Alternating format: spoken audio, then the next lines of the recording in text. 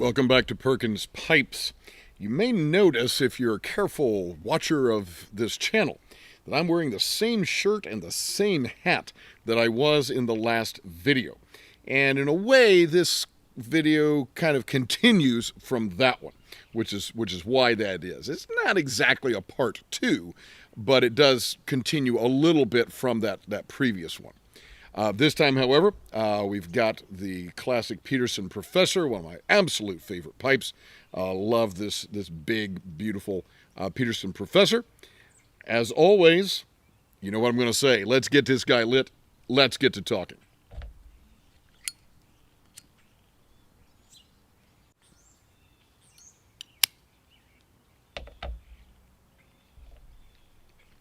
In the last video, we were talking about a presidential lecture at Purdue University with Yo-Yo Ma, the cellist.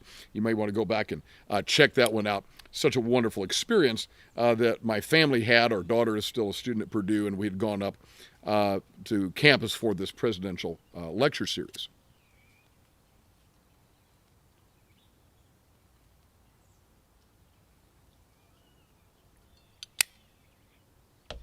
Well, what I want to do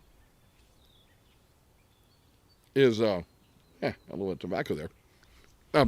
Want to take a step back and talk about the university and even indeed the secondary school, perhaps even maybe the primary school.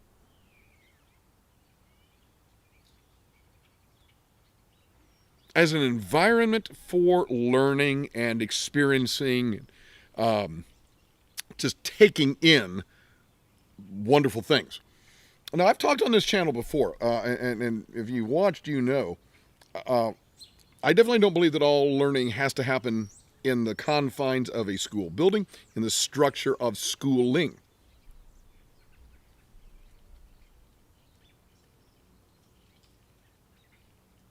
Many fans of this channel have commented and shared with me. They are self-taught people, man. They have read and grown in their adult life well beyond what they picked up while they were in formal schooling. And I agree with that. I think it's great. I think it's wonderful.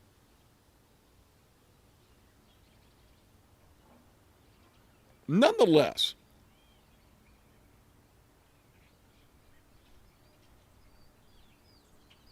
I think the school campus, the atmosphere of a school campus, lends itself so well to broader experiences and broader activities. For example, this lecture series. A large university, even maybe some smaller ones as well, they just have the capacity to bring in guest speakers and guest artists and guest performers and people from other universities and other walks of life and so forth. And you're already in this community of people who enjoy learning, people who enjoy growing and developing.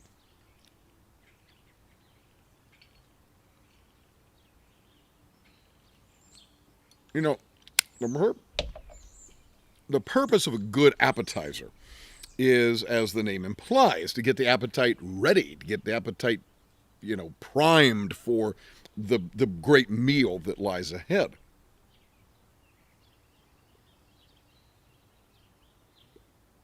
And so if you're at a university, and we're going to talk about specifically high schools here in a moment, but if you're in that educational environment,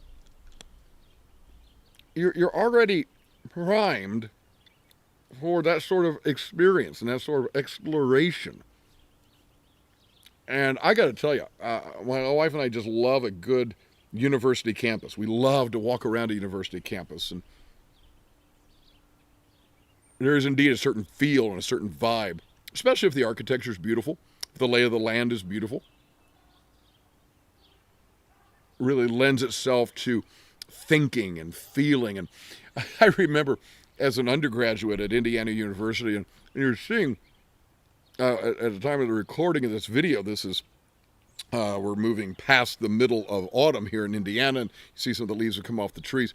Indiana's such a beautiful state in the fall, and I remember walking around the campus of Indiana University as an undergraduate, and I did this again in graduate school at the University of Texas, writing papers in my head. I would have done the research in the library and had the basic facts and so forth, and then I often would go for a walk. And as I said, I've said many times, I was writing in my mind as I walked around campus. And then I would get back to my dorm room as an undergrad or my office as a graduate student, and I would sit down and I would type it up, and it almost felt like taking dictation from myself. The whole paper would be completely in my head, and I'm just almost transcribing it after I had finished writing the paper.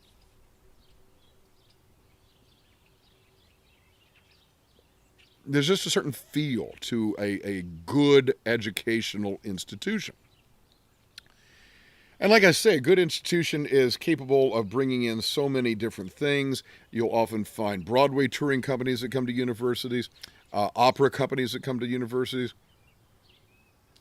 Of course, the universities themselves, depending on what they offer in terms of classes, may put on their own plays, their own musicals, their own operas. I think the lecture series is just a part of the academic life and then the community life. One of the great things about a good college town, as we say, university town, people like to go and often retire in a university town.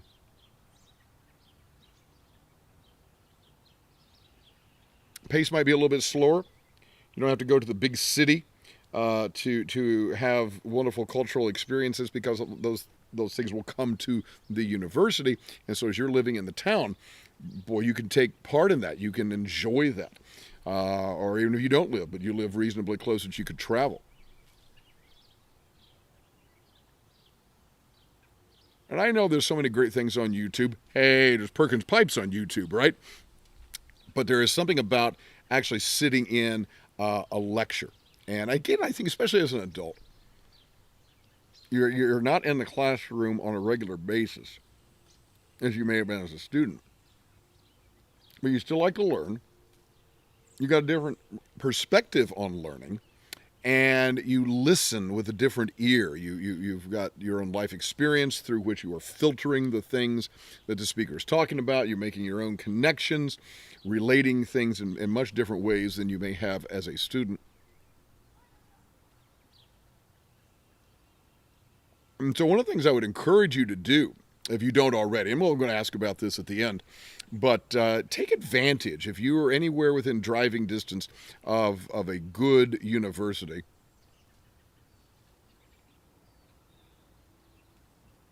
or college, take advantage of some of the cultural offerings, whether it's entertainment or sport, of course. Many people take advantage of collegiate sports.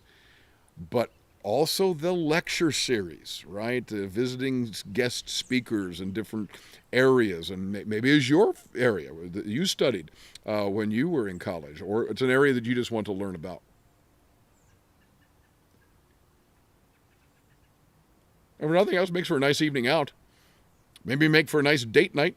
You and your wife, or you and your husband, make for a nice date. Go to the college campus, listen to a lecture, maybe have a pipe afterwards. And you say, well, that's great about colleges and universities, but I don't really live near something like that. Okay, well, what about the local high school? And you say, oh, come on. You don't have that kind of stuff at high schools. Let me tell you, yes, you can, and I've been a part of it. Now, a lot of people go to high school sports as well. I encourage you to check out some of the high school musical performances as well. Some of those are just absolutely fabulous. You'd be surprised what teenagers can do with Shakespeare, with serious drama, or a musical, band, orchestra. There's some really wonderful stuff out there. Years ago, I was teaching at a large public high school in Indiana. In Indianapolis.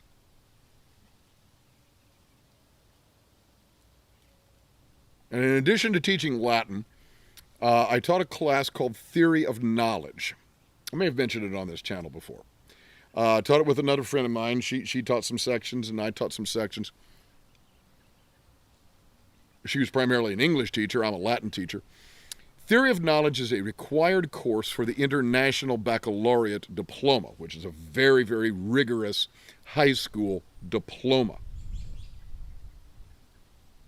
And simply put, Theory of Knowledge is a course that explores how you know what you know in various areas. How you know what you know in math. You ever think about it? How do you know that 2 plus 2 is 4? How do you know what you know in history? How do you know what happened at the first Battle of Bull Run in the American Civil War? Right? And in science and in psychology and all different areas, how do you know what you know? Wonderful class. So she and I, my colleague Jeannie and I, we applied for a grant one year, and we decided to establish a lecture series, just like you'd find at the university level.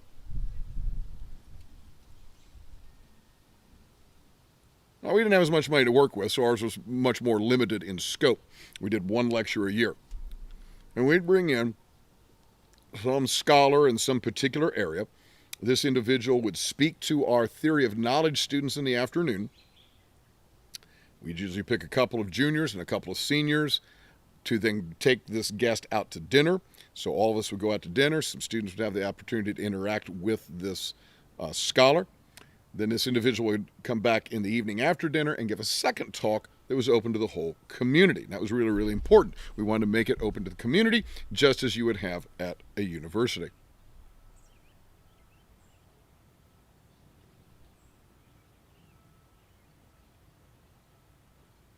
We called them the episteme lectures.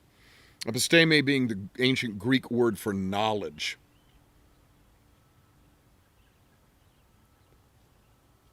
And we had some marvelous people. And I'm not going to go through the whole history. We actually renewed the grant once, and so we were able to extend this series for quite a number of years. Our inaugural lecturer, though, was a fellow named Douglas Hofstadter. Utterly brilliant. Pulitzer Prize-winning author. His areas are cognitive science, philosophy, computer science, mathematics, linguistics. The guy is 72 kinds of smart, okay? Cross-listed in multiple departments. He's at Indiana University. The man is incapable of writing a thin book. Maybe we'll show you some copies there. All of his books, seriously, are that thick. You read them and then you use them if you need to prop your door open. They're that big and thick and heavy. And this brilliant guy came to this high school and spoke to students.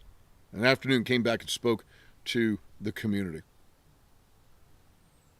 You know what he talked about? His topic, I'll never forget it, his opening, our inaugural lecture was titled, "Is Modern Poetry Complete Rubbish?" Here's this brilliant guy in cognitive science and philosophy and so forth, and he ends up talking about poetry. And he talks about what's good poetry and what's bad poetry and why so many people are hung up on jargon and sounding smart and using technical language, right, just so they can just sound oh so cool. And how in his mind he's like, let's have none of that. Let's talk in plain language. And in fact, I remember he said instead of some of the stuff that passes for poetry, which is quite honestly rubbish in his mind,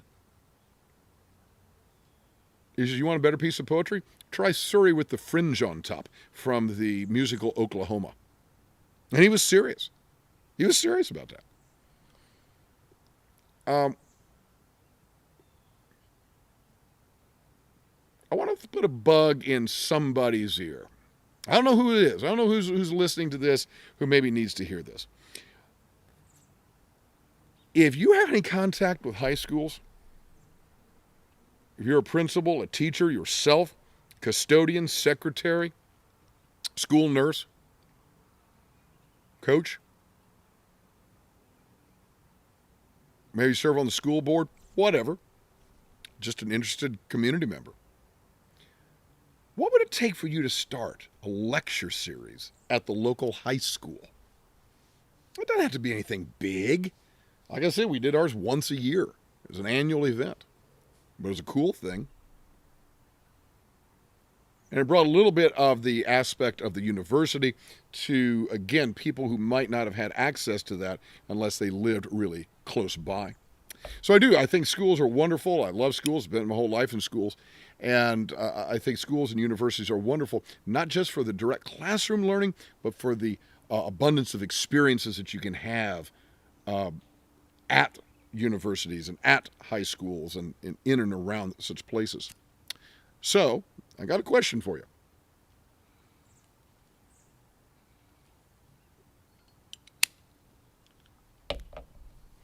You ever take in anything at the local high school or nearby university? And let's say, not counting sports. We know so many people take in sporting events. So let's not talk about sports in this. But what about entertainment, musical events, dramatic events, or a guest lecture? Ever been to anything really good? What can you share with us? We'd love, love, love to hear your stories. As Malcolm Guite likes to say, I do these little things in order at last to do nothing. Or as I like to say in Latin, Parva agam ut tandem. Nihil agam. Have a wonderful day.